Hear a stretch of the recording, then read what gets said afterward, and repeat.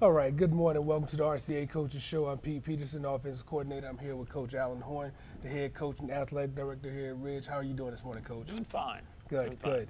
So we went ahead and we were in week 4, our 4th game this week.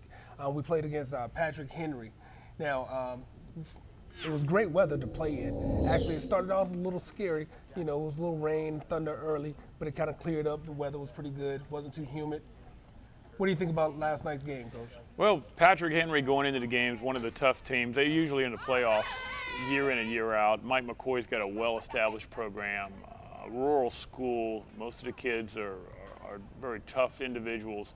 Went into the game, we were a little bit underhanded because we were undermanned not having Brandon Williamson. Brandon Williamson was out, got banged up last week against Buford Academy. He's going back to the doctor this week. Hopefully we'll pick him back up for St. John's. We play them this week. Patrick Henry, well, I thought coaching staff did a good job preparing for the game.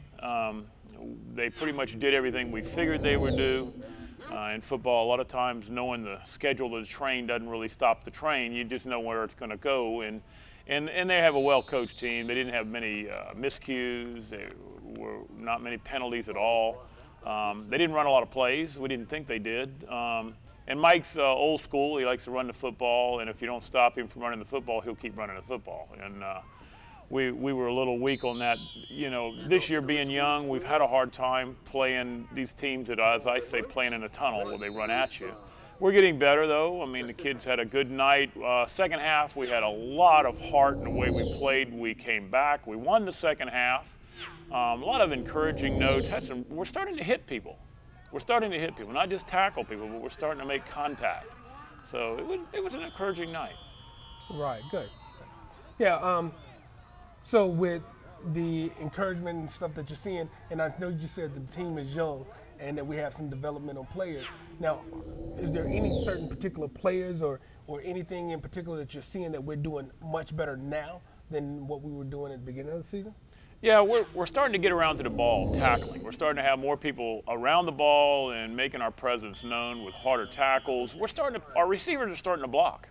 We run the run and shoot on offense, and our receivers are now realizing that when they're not getting the ball, they're downfield trying to pick up blocks. And we had some some dynamic blocks last night. That our receivers came back, picked up runners when Terrell was bringing it around the end, and just a lot of hustle.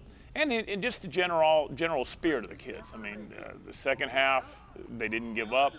And they pretty much, we play to win that second half. And out of the 4 games, we've done it in 3 of them. So, yeah, we're getting there.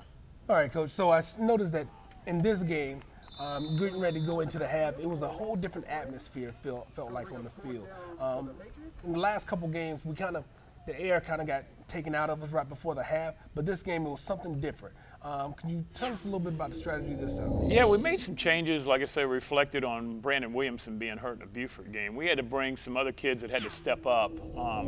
Got Cody Mayberry back. He'd been on injured reserve for a couple of weeks. Cody came back, played a great game last week with Buford, but tonight, I mean, Friday night he really picked it up. I mean, he was all over the field offensive and defensively.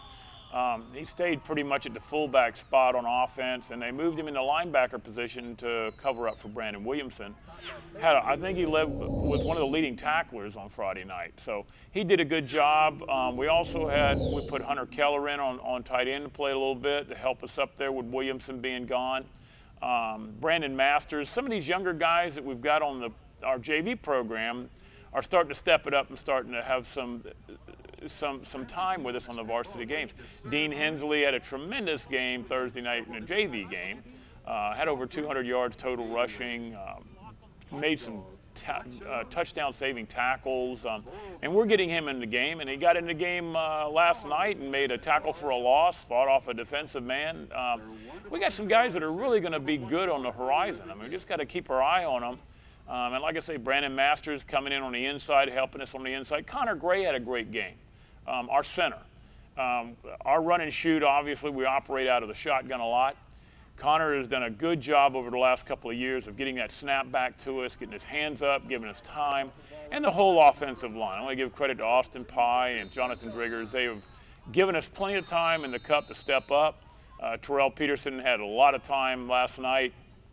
They did a good job, and we came out of the run and shoot a good bit last night and lined up against Patrick Henry in the I formation, which we don't do much because I didn't think we'd have much success, but the kids proved me wrong. We did really well. We had a surge.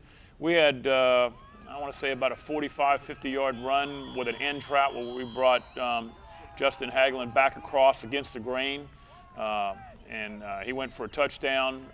We had some positive notes there. I mean, getting down the field against a team that was bigger than us. I mean, they had a guy 283, they had a couple of guys over 200 pounds, and they were, you know, obviously had more seniors than we did. So, I mean, our kids really, they stepped it up last night. All right, we're going to take a quick break, but first I would like to thank Savvy's Formal Wear at 7685 Northwoods Boulevard, right by the Carolina Ice Palace, for sponsoring this segment of the show.